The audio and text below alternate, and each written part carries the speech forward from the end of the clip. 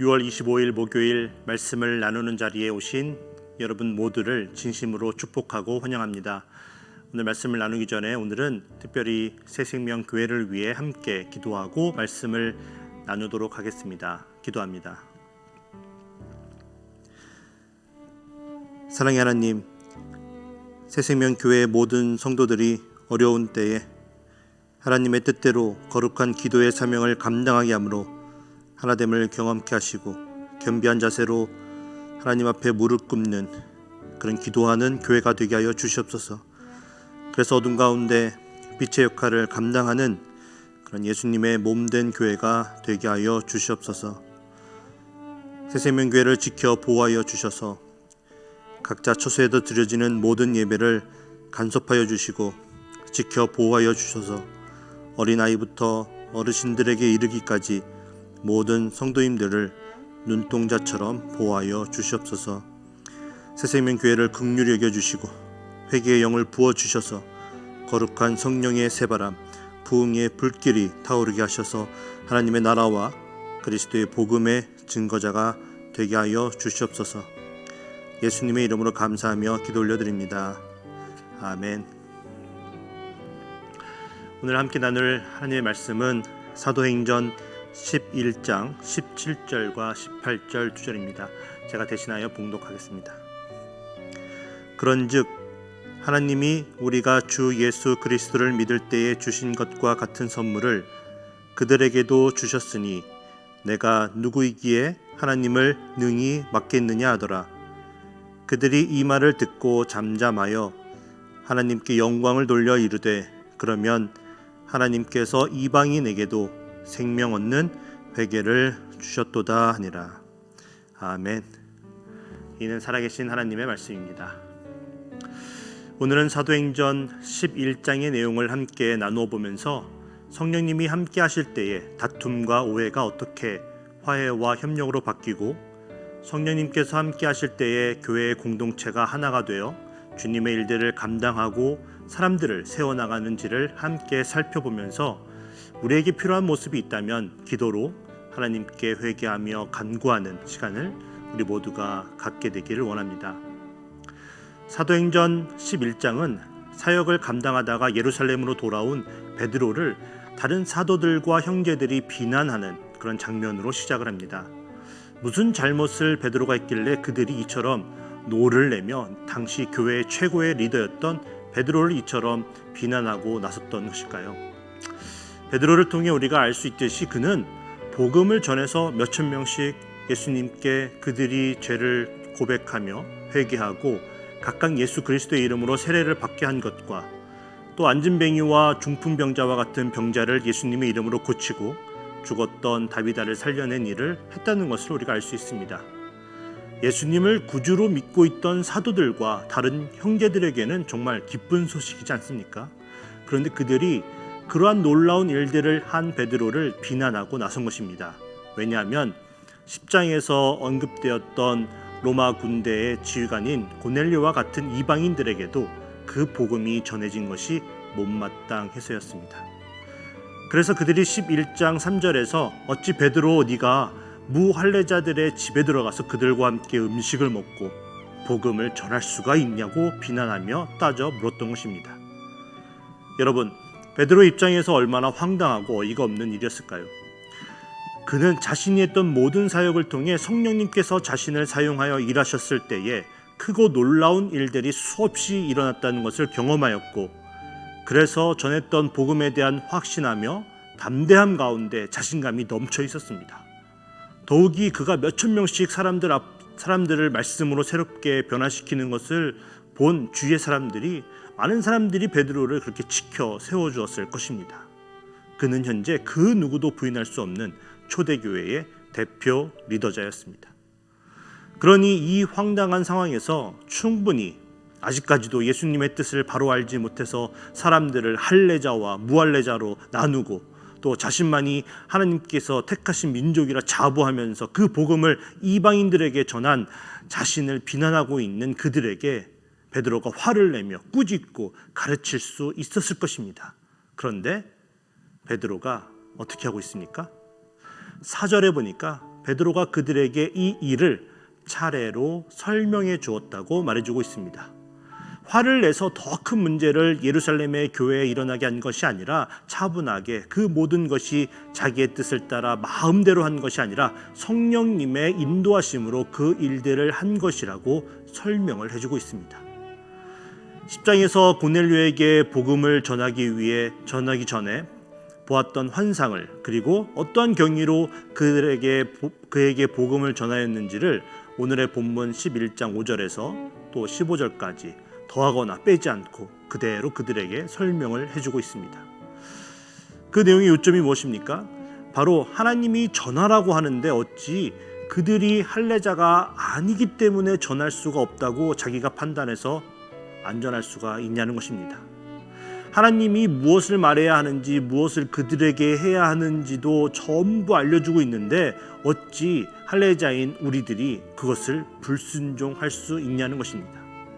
하나님이 우리가 비록 할례자이지만 우리들이 값을 내거나 뭔가 특별한 것을 했기 때문에 예수 그리스도를 구세주로 믿을 수 있는 믿음을 선물로 주신 것이 아닌데, 그 선물을 그들에게도 하나님께서 똑같이 준다고 해서 우리들이 어떻게 그것을 주지 말라고 할 수 있냐는 것입니다. 그렇습니다. 베드로가 겸손한 마음으로 그렇게 화를 내는 것 대신에 성령님께서 어떻게 자신을 그 이방인들에게 이끌어 가셨는지를 설명해 주었을 때 그 모든 비난과 오해는 사라지고 그들이 잠잠하여져서 오히려 하나님께서 이방인에게도 생명 얻는 회개를 주셨다고 하나님께 영광을 돌리는 모습을 18절에서 우리가 볼 수 있게 됩니다. 여러분, 이런 일들이 사실 우리가 교회에서 코로나 바이러스 때문에 모이질 못하니까 못 보는 거지, 만약 계속 우리가 모였다면 그 사이에 한두 차례는 우리들을 통해 볼 수 있는 모습이지 않습니까? 교회 일을 정말 열심히 다해 충성하며 봉사를 했는데 누군가가 그것을 가지고 뭐라고 하기라도 하면 화가 먼저 나는 것이 우리들의 모습이라는 것입니다. 나는 정말 죽도록 충성하며 교회에서 봉사를 했는데 담임 목사님도 또 교회 리더자들도 그것을 몰라주고 한마디 격려나 칭찬도 없이 그냥 이렇게 지나가면 서운한 마음이, 그리고 때로는 화가 우리들 안에서 일어나더라는 것입니다. 그리고 그렇게 생긴 화가 교회에서 또 다른 문제를 만들어서 교회가 하나 되는 것을 방해하더라는 것입니다. 왜 이런 모습들이 심심치 않게 우리들에게 일어나는 것일까요? 정답은 간단합니다. 우리가 지는 것을 싫어하기 때문입니다. 누군가가 우리를 향해 비난을 하면, 그리고 그것이 오해로부터 생긴 비난이면 이런 경우에는 반드시 짚고 넘어가야 하는 문제라고 우리가 생각하기 때문입니다. 또 다른 모집사님이나 권사님은 나와는 다르게 많은 사람들이 보고 있는 곳에서 봉사를 해서 여러 사람들에게 칭찬도 듣고 격려도 받는 모습을 보면 마치 그분에게 내가 지고 있는 것 같은 마음이 우리에게 생기기 때문입니다. 앞서 말씀드렸듯이 베드로는 충분히 따져서 그들을 제압할 수 있는 위치와 영향력이 있는 사람이었습니다. 그런데 그렇게 하지 않았습니다. 그 이유는 그가 성령님의 내주하심으로 얻은 능력으로 성령님의 이끄시는 방법을 따랐기 때문이었습니다. 그리고 다른 누군가를 위해서, 그리고 다른 누군가에게 보여주기 위해서, 그리고 다른 누군가가 알아주기를 위해서 이랬던 것이 아니라 오직 하나님 나라의 확장을 위해 전심을 다해 일했기 때문이었습니다. 그래서 그는 지금 당장의 화를 참지 못해 이제 초대교회가 예수 그리스도의 이름으로 확장되어지고 세워져 나가는 것을 망치고 싶지 않았을 것입니다. 만약 그랬다면 그가 지금까지 했던 모든 사역들이 모두 물거품이 되고 말았을 테니까요. 그의 말씀을 통해 예수 그리스도를 구주로 영접하였던 수없이 많은 성도들이 아마 등을 돌릴 거라는 것을 그는 분명히 보았을 것이고, 그래서 화를 내기보다 성령님께서 자기를 통해 어떻게 일하셨는지를 차분하게 사실 그대로를 전하였던 것입니다. 여러분, 오직 하나님을 위해, 그리고 성령님이 주시는 능력과 인도하심으로 일하는 것이 바로 교회를 건강하게 세워나가는 첫 번째 우리가 배워야 하는 오늘의 말씀입니다. 그런가 하면 이방인들에 의해 세워진 최초의 교회가 오늘 11장 후반절에서 소개가 되고 있습니다. 예루살렘 교회는 유대인 중심으로 설립이 된 최초의 교회라면 이 안디옥 교회는 이방인 교회의 모체가 되었던 교회입니다. 처음에 스데반 집사의 순교로 흩어지게 된 사람들은 베니게와 구브로와 안디옥에 가서 유대인에게만 말씀을 전하였습니다. 그런데 구브로라는 지역과 구레네 지역의 몇 사람들이 안디옥에 가서 헬라인에게도 예수의 복음을 전하기 시작합니다. 성령님은 그들과 함께 하셨고 그래서 수많은 사람들이 믿고 주님께 돌아오므로 안디옥에 유대인들이 아닌 이방인들이 모여서 교회가 세워지게 되었다고 오늘 11장 19절에서 21절을 통해 안디옥 교회의 탄생 배경을 설명해 주고 있습니다. 자, 이제 이 소식을 예루살렘의 교회의 사도들과 성도들이 듣게 됩니다. 그리고 급하게 구브로 섬의 출신이었던 바나바를 그곳 안디옥에 파송합니다. 24절에 이렇게 보니까 바나바를 이렇게 설명해 주고 있습니다. 바나바는 착한 사람이요 성령과 믿음이 충만한 사람이라. 그리고 그런 바나바가 안디옥 교회에 파송이 되니까 24절에서 이어서 큰 무리가 주께 더하여졌다고 말해주고 있습니다. 이게 무슨 말이냐면 예수님의 복음이 잘 전해지지 않는 어느 동네에 예수님의 복음이 우연히 흘러 들어가서 한 사람 두 사람 믿기 시작하여 수가 늘어나니까 착하고 성령 충만하고 믿음이 견고한 어떤 목사가 급하게 그곳으로 달려가서 열심을 다해 사역을 하니까 교회가 이제 엄청나게 이게 커진 겁니다. 감사한 일이죠. 그런데 그런 일이 어떤 목사에게 일어나면 대개 어떤 마음이 먼저 생길까요? 아마 교만의 악한 마음이 찾아오고 있을 것입니다. 여러분이 교회에서 어떤 봉사를 하기 시작했는데 그 구역이 혹은 그 공동체가 크게 성장을 이루면 우리에게 여지없이 교만한 마음이 생기게 된다는 것입니다. 바나바가 안디옥 교회를 크게 부흥시킨 것입니다. 이게 우연이었을까요? 여러분 여기서 잠깐 바나바가 누구인지를 짚고 넘어가길 원합니다. 사도행전 4장 36절과 37절을 보면 바나바는 레위인이고 본명은 요셉인데 사도들이 그가 사람들을 위로하는 능력이 있는 것을 보고 그제서야 바나바라는 새로운 이름을 주었다고 알려주고 있습니다. 그리고 그가 믿음으로 자신이 가지고 있던 밭을 팔아서 사도들에게 헌신했다는 사실도 우리가 찾아볼 수 있습니다.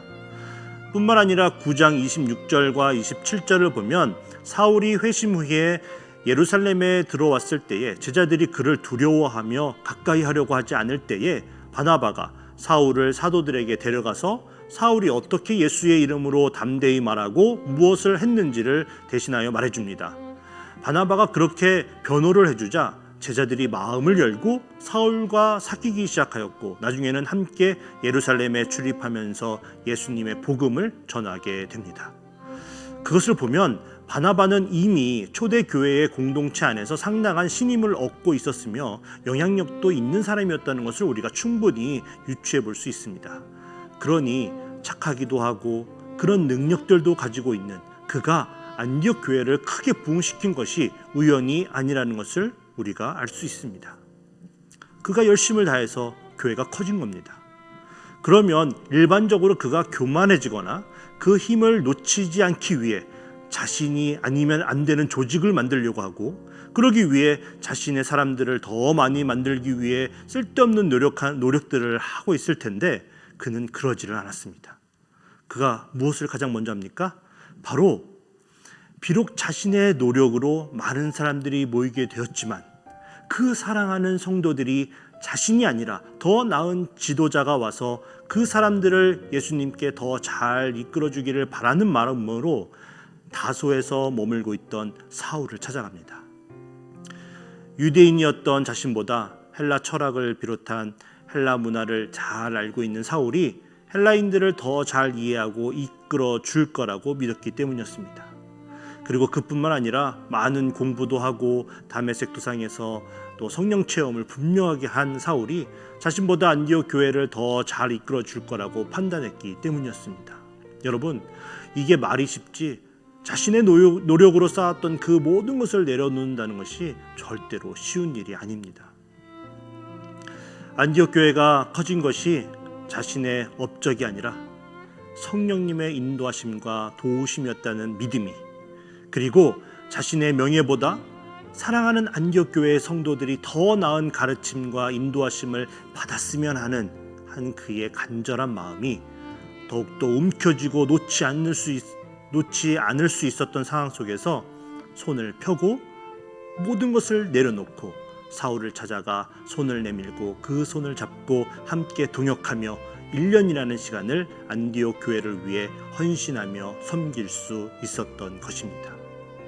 그리고 그렇게 바나바가 모든 것을 내려놓았기 때문에 11장 26절을 보면 비록 그들이 이방인들이었지만 그가 사랑했던 모든 안디옥의 성도들이 끝내 제자들에 의해 더 이상 이방인이 아니라 그리스도인이라고 불려지는 놀라운 일을 그의 두 눈으로 직접 목격할 수 있게 된 것입니다. 그리고 더욱더 놀라운 것은 그의 내려놓음이 사울과 계속해서 함께 동역하면서 10여 년이라는 시간을 고향 다소에서 은신하던 사울을 세계 곳곳에 교회가 세워지게 하는 그런 바울이라는 인물로 세상으로 다시 나오게 하는 계기를 만들어 주게 되었다는 것입니다.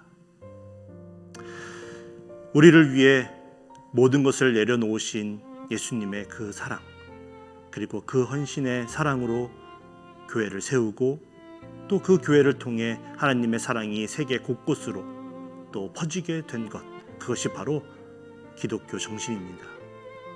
우리 스스로를 내세우거나 끝까지 뭔가를 움켜쥐고 있는 것이 아니라 교회의 하나님을 위해, 교회의 성장을 위해, 그리고 하나님 나라를 위해 모든 것을 내려놓는 자세가 바로 우리가 오늘 말씀을 통해 배워야 할 두 번째 자세입니다. 오늘 이 영상을 통해 예루살렘 교회에서 베드로가 보여주었던 겸손과 참음, 그리고 안디옥 교회에서 보여주었던 바나바의 내려놓음이 우리 모두에게 있게 되어 우리가 섬기는 모든 교회가 하나님이 원하시는 참된 교회의 모습을 갖추며 성장하게 되고 사람들에게 칭찬받는 교회가 아니라 하나님께서 나의 자녀들이 모인 교회라 일컬음을 받게 되길 간절하게 기도합니다. 함께 기도하겠습니다. 몸이 하나요? 성령도 한 분이시니 이와 같이 너희가 부르심의 한 소망 안에서 부르심을 받았느니라. 주도 한 분이시요 믿음도 하나요? 세례도 하나요? 하나님도 한 분이시니 곧 만유의 아버지시라. 만유 위에 계시고 만유를 통일하시고 만유 가운데 계시도다. 우리를 한 소망 가운데 자녀 삼아 주시고 교회라는 한 공동체 가운데 모이게 하여 주신 하나님 아버지께 감사와 찬송을 올려드립니다. 모든 것이 하나인데 우리의 교만과 드러내고자 하는 마음과 내려놓지 못했던 욕심으로 인해 교회를 분열시키고 시끄럽게 했던 모습들이 우리들 가운데 있었음을 고백합니다. 주님, 우리를 용서하여 주시고 오늘 배운 모든 말씀을 마음에 깊게 심어 오직 성령님의 인도하심과 도우심 가운데 오직 하나님 나라를 위해 충성하며 빛도 없이 이름도 없이 하나님만 바라보며 나아가는 우리 모두가 되게 하여 주시옵소서. 코로나 바이러스가 잠잠해지는 줄 알았는데 다시 확산되고 있다고 합니다. 하나님, 우리가 눈을 들어 하늘을 보게 하시고 그래서 우리를 위해 중보하시며 우리를 지켜 보호하고 계신 하나님 아버지의 극진하신 사랑과 은혜를 보게 하시고 그래서 포기하지 않고 힘들고 어렵지만 끝까지 견뎌서 이 모든 어려운 시간이 하나님의 은혜 가운데 지나가는 것을 우리들의 두 눈으로 목격하게 하여 주시옵소서. 오늘도 하나님만 의지합니다. 우리 한 사람도 아프거나 다치지 않도록 보호하여 주실 줄 믿고 예수님의 이름으로 간절하게 기도 올려드립니다. 아멘.